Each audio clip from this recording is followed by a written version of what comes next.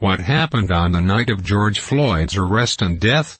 By Harriet Alexander. In New York on the night of May 25, George Floyd was arrested after a shopkeeper called the police on suspicion of Floyd using a counterfeit $20 bill. First on the scene were two officers, Thomas Lane and Yakung. They went to Floyd's car, where they found him in the driver's seat with two adult passengers, according to the complaint. Officer Lane began speaking with Floyd and then pulled his gun out and pointed it at Floyd's open window, asking him to show his hands. When Floyd put his hands on the steering wheel, Lane holstered his gun and then ordered him out of the car and pulled him out of the vehicle. Floyd resisted being handcuffed, according to the complaint, but once he was in cuffs he became compliant as Lane set him on the ground and asked for his name, identification, and told him why he was being arrested. Lane and Q then stood Floyd up and attempted to walk him to their squad car. At 8:14 p.m., the complaint says, Floyd stiffened up, fell to the ground and told the officers he was claustrophobic. Officers Derek Chauvin and Tudau then arrived in a separate squad car. Floyd and Chauvin, 44, had worked together at a Minneapolis nightclub as recently as last year. Chauvin was our off-duty police for almost the entirety of the 17 years that we were open, said Maya Santa Maria, owner of El Nuevo Rancho, where Floyd worked as a bouncer. They were working together at the same time, it's just that Chauvin worked outside and the security guards were inside. She did not know if the two men knew each other.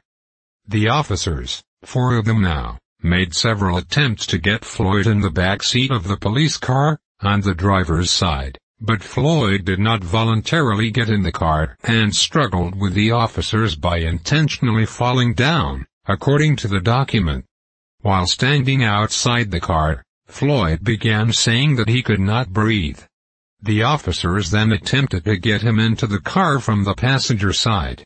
Next, Chauvin pulled Floyd out of the passenger side of the squad car and he landed face down and still handcuffed, according to the complaint. 2 of the officers held his legs down and then, at 8:19 p.m., Chauvin placed his left knee on the back of Floyd's neck.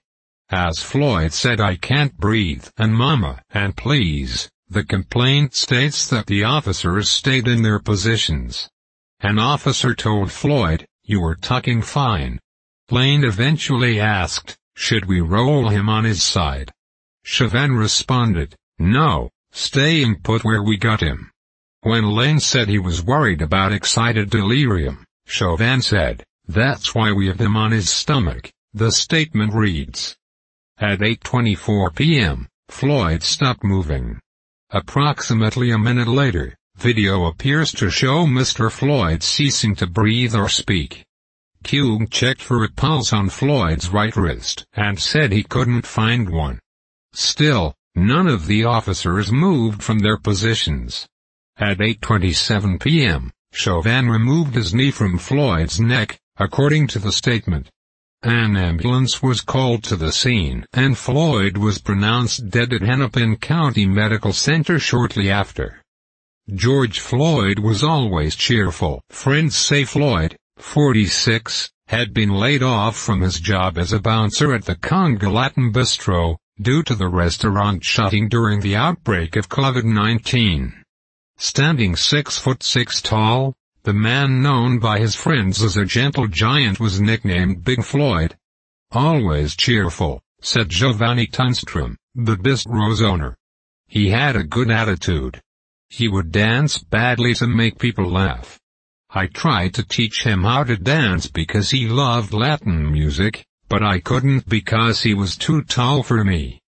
He always called me Bossman. I said, "Floyd, don't call me Bossman.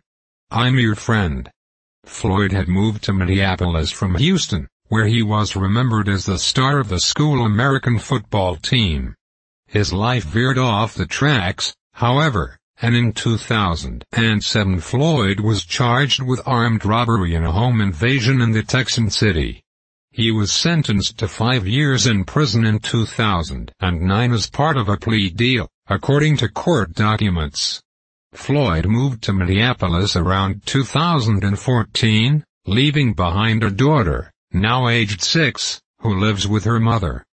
The pandemic hit him hard, leaving Floyd without his job at the restaurant and also redundant from his second job driving trucks.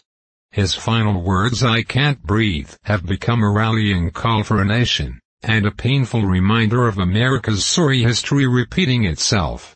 Eric Garner uttered the same words when he was put in a fatal chokehold by police on Staten Island in July 2014. Both men were black. Both police officers were white. The death of George Floyd has led to massive protests across the United States. What happened on